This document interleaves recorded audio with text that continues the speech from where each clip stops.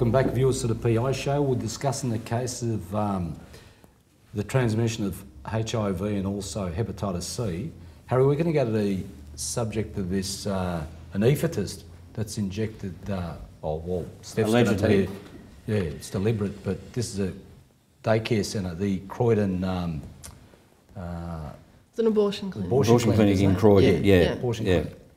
And I think the interesting thing about this case is it was an anaesthetist, and there's been a number of women, I think, start off with 12 women who said they were infected, they were at the clinic infected with hepatitis C, and they've gone to a law firm. The law firm has signalled that they're probably going to take action against the doctor and against the medical board for allowing the doctor to practice. We'll come to that in a minute. But at the moment, I think he's still being investigated for criminal charges of intentionally causing bodily harm to people. Well, there's a number of investigations going on.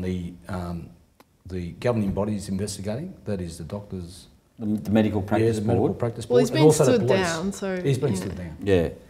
But Steph, the first issue is, did the doctor cause hepatitis C for these women? And you say there's no issue. You reckon it's open and shut. Well, I mean, there's always a question with proof. You know, you have to prove it. But it's pretty clear, given the numbers in question, that it looks like he deliberately infected these women. I think the numbers are up at around 30 to 40 women infected with the identical strain of Hep C. And is there a DNA test that you can do? Yeah, there's tests to confirm that. The DNA confirms that he's the carrier, if you like, of this thing. Well, Harry, I agree with Steph that if you got no that issue many... about causation. No, look, if you got that many, And I reckon it's deliberate. It's an intentional tort, if you like. It's something that's not reckless or intentional. It's not negligence, probably intentional. You'd have to say so, given that it'd be nigh on impossible to sort of accidentally transmit it. If the doctor says, I just didn't know I had hepatitis C.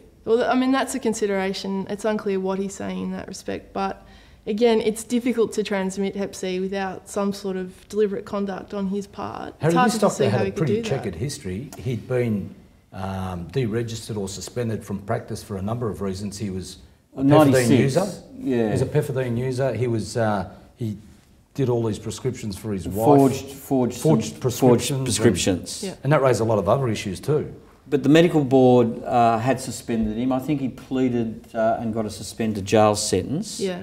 So he was known to the police, he was known to the medical board, Yep. and then the medical board allowed him to continue practice. Well, that raised a number of issues. Well, this is the basis, obviously, of the complaint against the board. It's pretty obvious that the plaintiffs could sue the doctor and the clinic itself, but including the board is somewhat controversial, I would say, given that if it is the case that he's deliberately infected these women, it's hard to say that the board could have done anything to foresee that and to prevent that. I don't know why he couldn't have got a job behind the scenes where he wasn't dealing with the public at large.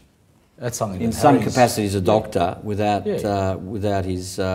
He's already displayed the reckless sort of behaviour in the past. Well, he's a drug user, but that I don't know if that necessarily... It's a bit more than that. I mean, he's forging prescriptions and all sorts of things.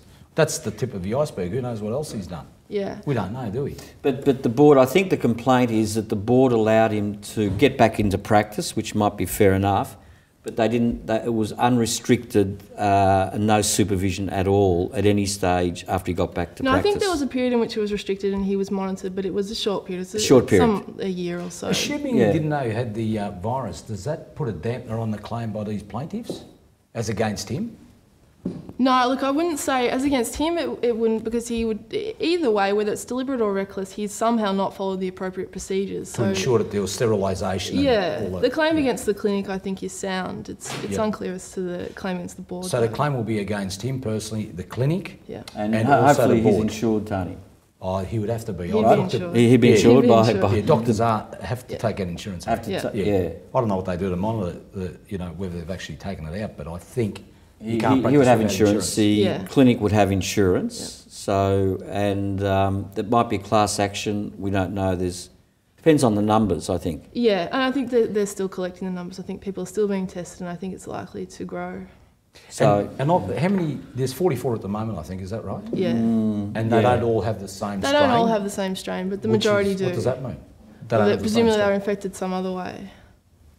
So. But does that raise doubt as to whether they got it from No, him? I think DNA. I think causation's okay in this case.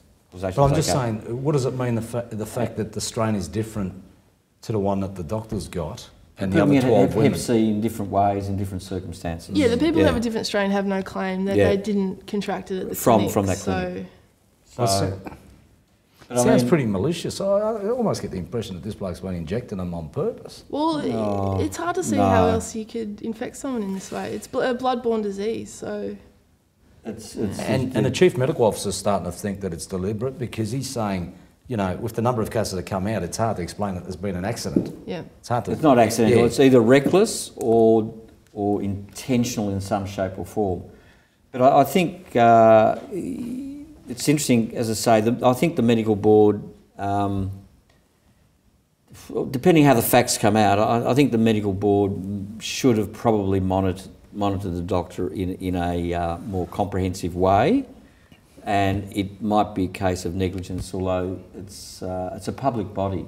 So it's not a tort, I don't think, against the medical board. No, I reckon But, it is a tort, Harry. Look, the law in Australia is loath to hold people accountable for the criminal acts of other people or even bodies, even public health bodies. So I still But think... still, they've got to have procedures and protocols in place to safeguard the public. Tony, might be triangle, might Exactly. I don't think so. It's still, might rear its head, it's still Tony. going to show that you could have prevented the conduct. So in what way could the board have prevented the intentional Well, maybe they were malicious too act? lenient. They should have. get They back should not have into- let him be exposed to the general public. They should have Put allowed him in him the to back room work somewhere.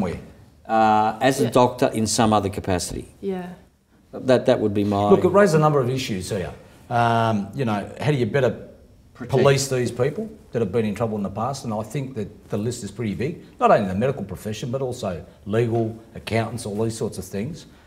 It also raises issues of privacy. You know, you've got the two competing interests, the public's health and the privacy of the person concerned. So these are issues that are going to be pretty important to be dealt with in the future. What's it worth? I will...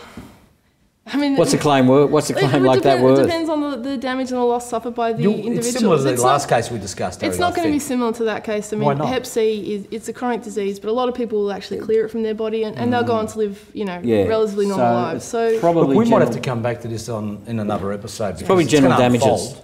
yeah, Probably general damage. Yeah. It's going to unfold, Harry. We can come back to it in Yeah. another episode. But look, Steph, thanks for coming on board. It's been No worries. fantastic. Well, as I say, Yeah. up and coming lawyer and Yeah. someone to watch. Yeah. We're going to have to go to a sponsors break, so I'm sorry to rush you off. But, And we'll be back for the mailbag section after the break. so keep watching, viewers. Thanks. Thank you. Thanks, Steve.